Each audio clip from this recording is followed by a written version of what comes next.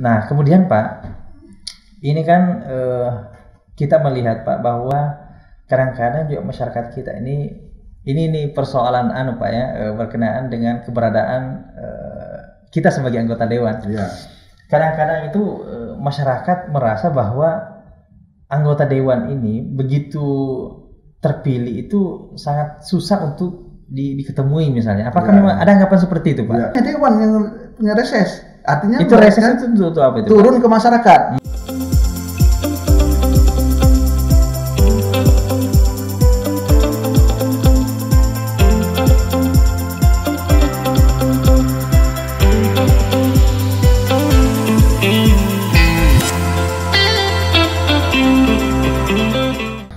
Nah, kemudian Pak, ini kan kita melihat Pak bahwa kadang-kadang juga masyarakat kita ini persoalan Pak ya, berkenaan dengan keberadaan kita sebagai anggota dewan. Iya. Kadang-kadang itu masyarakat merasa bahwa anggota dewan ini begitu terpilih itu sangat susah untuk diketemui misalnya. Apakah memang ada anggapan seperti itu Pak? Ya. Apakah benar seperti itu atau gimana sebenarnya lah Pak? Ya. Saya rasa itu pendapat yang kurang benar lah. Kurang benar ya. Kurang benar. Karena memang kami ini kan untuk menjadikan kami anggota dewan ini atau pejabat publik lah istilahnya, itu kan memang perlu suara masyarakat ini. Ya kan? Oleh karena itu memang ya masyarakat itu memang harus kita layani lah. Memang rata-rata bahkan anggota dewan itu ngeluh gitu kan. Ngeluh dengan ya hari-hari itu masyarakat itu hadir. Oh iya. Datang. Artinya menyampaikan keluhannya kan, merasa dekat lah. Nah, itu keluhan itu tidak hanya berupa keluhan biasa, juga berhubungan dengan materi atau finansial. Nah, itu yang kadang-kadang kita keluhan. Contoh misal, kalau ada musim sekolahan, nah mereka datang itu kan, nah Pak, ini anak saya tidak punya baju, sekolah anak saya belum bayar, atau kalau mereka sakit. Pak, ini anak saya sakit, istri saya sakit, obat tidak bisa ditebus, ya kan? Nah, atau kalau memang terjadi kecelakaan di rumah sakit, Pak, kami tidak bisa diterima di dokter ini, lapor ke kita itu. Misal Sudarso misalnya kemarin, Pak, kami kok tidak dapat ini, tidak dapat tempat di Sudarso. Mau tak mau kami yang bergerak, ya kan? Nelpon direktur rumah sakit, misal macam sekarang ibu-ibu ya, direkturnya, Bu, tolong ini ada masyarakat kita yang kecelakaan di depan itu udah 2 hari, tolong dibantu Bu ya, baru dibantu gitu kan. Berarti sampai segitunya. Sampai segitunya. Bagaimana memberikan pelayanan kepada masyarakat? Iya kan.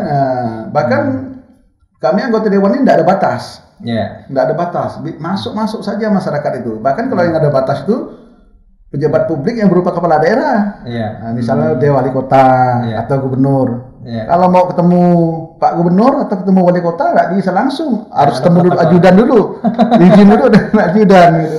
Kalau kami anggota dewan seperti itulah, karena kita yang disebut wakil rakyat tadi. Betul, kan. Nah ini Pak, kalau ini Bapak ini berkenankan Pak, sedikit membuka ya.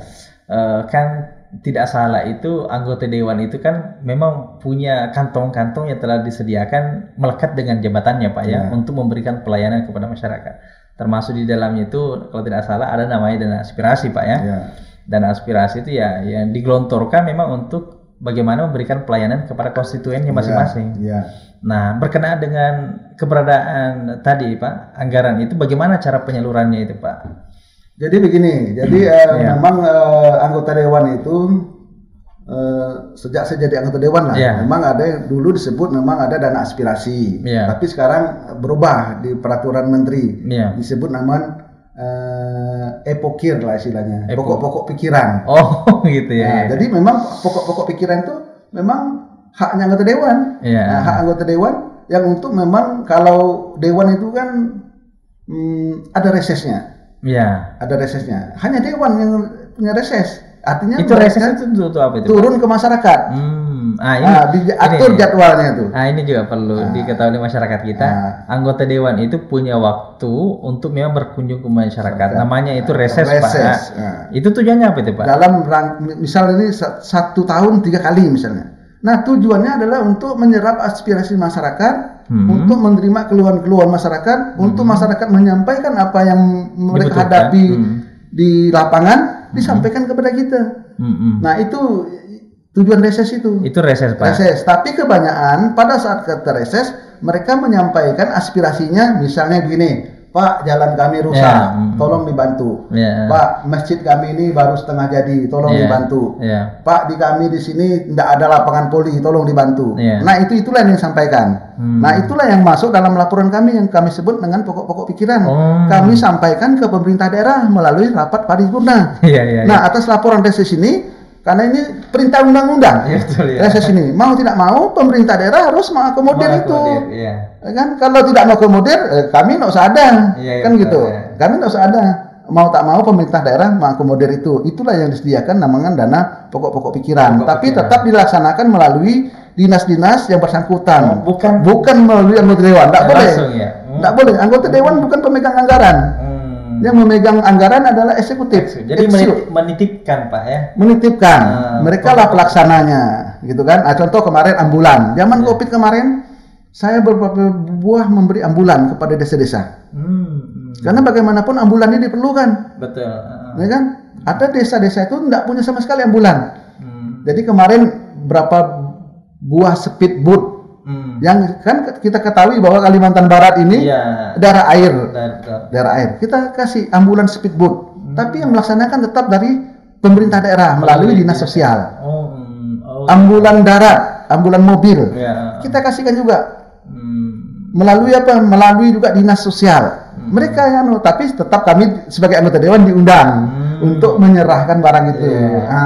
Cuma mereka pelaksananya gitu. Nah, ini pemirsa, bahwa ternyata itu ada kelebihan khusus yang dimiliki oleh anggota dewan, ya. Jadi bisa menerima aspirasi, kemudian bahkan secara tidak langsung sebenarnya kalau aspirasi itu sudah dititipkan, itu sudah pasti harus dikerjakan, Pak, ya. Dikerjakan. Nah, karena itu memang bagian dari tanggung jawab dan itu menjadi kewenangan, Pak, ya. Jadi jangan sungkan-sungkan untuk menyampaikan aspirasi lah kepada anggota dewan kita, ya. Tentu untuk merealisasikan itu mungkin banyak tahapan, Pak, ya. Betul. Dilihat dari urgensinya dan sebagainya, seperti itu. Ya, seperti contoh ini, misal satu lagi saya cerita, ya. Kita Kalimantan Barat ini kalau udah ada panas 2 minggu saja, udah terjadi terbakar di mana-mana. Nah, kan memang sepertinya masyarakat kita ini gimana ya, suka membakar lah gitu. Tapi membakar lahan dia aja sebenarnya. Tapi tanpa disadari dengan membakar lahan dia, lahan orang lain juga bisa terbakar karena pindahan api ini. Nah, sehingga kemarin sebelum hujan ini kita ketahui bahwa titik api di Mempawah itu, Kabupaten Mempawah itu 220 titik api. Kubu Raya 83 titik api, sehingga membuat kewalahan petugas TNI, Polri dan BPBD itu kewalahan. Nah, oleh karena itu kemarin saya saran waktu rapat anggaran DPRD agar BPBD kita, BPBD Kalimantan Barat ini agar diperbanyaklah anggarannya. Jangan seperti itu hanya mencapai 7 miliar, 8 miliar, enggak sampai kemana-mana itu. Karena kebetulan kepala dinasnya Pak Lumano, ya kan? Nah, ini dibantulah Pak Lumano nih, kepala BPBD ini, ya kan? Karena pada saat kebakaran tuh yang dioperasikan tuh helikopter mengangkut air itu. Nah, itu sekali jalan itu berapa puluh juta itu untuk beli minyak itu. Minyak untuk aftur, Pak, ya? Iya, aftur itu kan. Nah, sehingga perlulah kita perbanyak. Kemudian Manggala Agni di lapangan atau masyarakat peduli api di desa-desa itu perlu kita bantu sebenarnya. Nah, karena itu kemarin tahun lalu juga kami membantu dari DPRD melalui dana aspirasi itu Epokir itu. Kita bantu alat-alat pemadam kebakaran di desa-desa yang memang rawan kebakaran ini. Nah, minimal Robin itu, Robin yang memang apa namanya itu mobil itu, yang bisa diangkat secepat, siap pakai lah, Pak, siap pakai itu, itu kita serahkan. Tapi yang melaksanakan tetap BPBD. BPBD. Nah, gitu. Berarti ini memang ada banyak hal yang dipikirkan oleh anggota dewan itu, Pak, ya, tidak mudah. Boleh juga ini, Pak, kalau misalnya ini kan banyak orang bertanya nih, Pak. Kalau Bapak mau cerita, Pak, ya. Apa sih fasilitas yang didapatkan oleh anggota dewan itu, Pak, ya? Mungkin pertama bisa mungkin disampaikan gajinya berapa, kemudian tunjangan-tunjangannya, Dan nanti setelah ini kan itu kan kelebihannya Pak. Nanti mungkin setelah itu apa susahnya? Mungkin bisa dibagikan Pak. Jadi kalau cerita kami nih sebagai anggota DPRD Provinsi Kalimantan Barat ini mengacu kepada Undang-Undang Nomor 23 tahun 2014 tentang pemerintahan daerah. Artinya apa? Di situ menyebutkan pemerintah daerah terdiri dari gubernur dan DPRD. Artinya apa? Kami ini juga setara dengan gubernur. Tapi kalau soal fasilitas, ini mohon maaf, kami kalah jauh. Protokolnya aja jauh. Contoh ya, contoh nih ya. Saya sebagai ketua komisi misalnya, ya kan? Enggak ada tuh namanya kendaraan dinas tuh. Oh, enggak ada ya? Enggak ada tuh supir tuh, enggak ada. Kepala dinas, kepala dinas ya, di bawah kita eselonnya. Di bawah kita eselonnya, dia punya supir, dia punya mobil dinas segala macam. Nah, cuma kita diberikan gaji lah dan tunjangan gitu kan. Gaji itu kalau gaji enggak besar sih. Dari dulu tuh hanya gaji pokoknya tuh hanya 4 juta lebih aja. 4 juta lebih untuk gaji pokok Pak ya. Gaji pokok. Cuma tunjangan-tunjangan perumahan, tunjangan komunikasi, tunjangan beras itu tetap dikasih gitu, tetap dikasih. Itu bisa nggak Pak disebutkan kisaran-kisarannya itu Pak? Kisarannya ya seperti kurang lebih 30-an juta lah gitu. 30-an juta. Nah, 30-an juta gitu. Kalau reses itu Pak? Kalau reses itu setahun 3 kali. 3 kali. Dalam 1 kali reses itu kita itu 10 titik. Oh, 1 kali reses? 1 kali reses 10 itu 10 titik. Artinya 10 desa yang harus kita kunjungi. Dan biayanya itu kurang lebih 100 juta. Artinya 1 titik itu kurang lebih 10 juta lah gitu. Karena di dalam reses itu kita harus mengundang kurang lebih masyarakat itu 200 orang. Oh, ada ketentuannya juga. Ada ketentuannya juga. Dan itu juga ada taken absensi segala macam gitu kan. Nah, itu memang pun itu kemarin kita sampaikan juga ke BPK apakah prosesnya seperti itu sebenarnya kan. Karena anggota DPR itu tidak seperti itu. Kan? Datang ke Pontianak, misalnya anggota yang berasal dari Pontianak, kunjungi kantor gubernur, cap kantor gubernur, sudah selesai. Resesnya Pak. Resesnya itu kan. Kalau kami ini mudah ya. Iya. Kalau kami ini memang harus berkunjung ke desa-desa. Ke desa-desa ya kan. Berarti kalau misalnya dalam setahun 3 kali reses berarti minimal 30 titik Pak ya. 30 titik ya. Berarti 1 titik 10 juta berarti 300-an juta Pak ya. 300-an juta ya. Kemudian yang berkenaan dengan dana aspirasi Pak, apakah ada ketentuannya juga Pak yang sudah ditentukan misalnya untuk dana aspirasi tiap anggota dewan itu misalnya sekian jumlah anggarannya gitu. Apakah ada juga seperti itu Pak? Jadi memang batas atasnya ada gitu. Tapi minimalnya enggak Pak ya? Minimalnya enggak gitu kan, tapi batas atasnya ada lah gitu.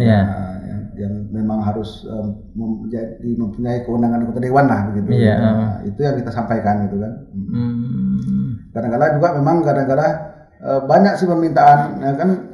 Kadang-kadang seperti kita reses 10 tempat. 10 tempat itu nggak mungkin satu tempat itu minta aspirasi satu nggak mungkin. Apalagi yang diundang 100-an orang Pak ya. Iya, karena itu meliputi kadang-kadang kalau kita hadir di situ meliputi infrastruktur, ya kan, meliputi pendidikan, meliputi kesehatan, meliputi sosialnya, ya kan, seperti masjid-masjid itu kan. Setiap kita datang itu pasti ada masyarakat yang memang masjid mereka perlu dibantu. Iya betul. Bukan hanya masjid aja ya.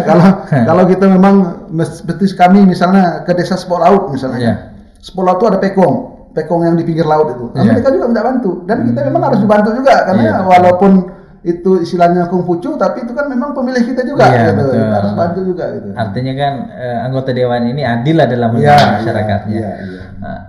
Itu dana aspirasi Pak, apakah ada jumlahnya juga sekian? Kalau kan tadi reses kan cuma 3 kali Pak ya setahun Pak ya. Kalau apa tadi pikir Pak ya, hasil pemikiran lah Pak ya. Apakah ada batasannya hasil pemikiran jumlahnya berapa yang maksimal diajukan itu Pak dalam setahun? Ada sih daerah-daerah yang memang disetujui dari bersama antara pemerintah dan DPRD itu ada gitu kan. Dan itu juga memang di-back oleh peraturan Menteri Dalam Negeri. Kalau dulu enggak ada. Sekarang ada. Jadi bukan merupakan barang haram karena memang kalau kami pergi misalnya ke lapangan, Pak, tolong kami ini, ternyata kami tidak bisa berbuat. Lah gunanya apa nih anggota DPRD nih? Anggota dewan apa gunanya nih? Tidak perlu nih ada anggota dewan kan? Iya betul. Ini sangat luar biasa Pak ya, memberikan ini jadi semua masyarakat bisa tahu bahwa ini berkenaan dengan fungsi daripada DPR itu seperti apa, kemudian kelebihan yang dimiliki oleh anggota dewan itu seperti apa, fasilitas yang disediakan oleh negara kepada anggota dewan itu seperti apa. Ini yang terakhir Pak. Ini susahnya Pak menjadi anggota dewan. Tadi kan enak-enaknya nih Pak yang kita sebut tadi kan ada fasilitas inilah itulah dan lain sebagainya. Meskipun jika dibanding dengan pejabat yang berada di eksekutif itu jauh lah Pak fasilitasnya Pak ya. Nah, tapi sekarang kita ingin tahu juga nih masyarakat jangan cuma tahu enaknya jadi anggota dewan, tapi perlu juga tahu apa susahnya menjadi anggota dewan. Nah, mungkin bisa diceritakan nih, apa susahnya jadi anggota dewan ini, Pak? Sebenarnya sih kalau kita cerita susah, ya nggak kompeten juga sebenarnya kan. Karena kalau susah jadi anggota dewan ngapain mau jadi anggota dewan kan gitu kan. Tapi memang ada plus minusnya lah. Kan namanya pekerjaan itu Pak, ya meskipun lebih banyak enaknya, tapi kan pasti ada susahnya. Yang paling kita gini, contoh ya, kadang-kadang kita ini kan ada secara pribadi pengen juga ketenangan.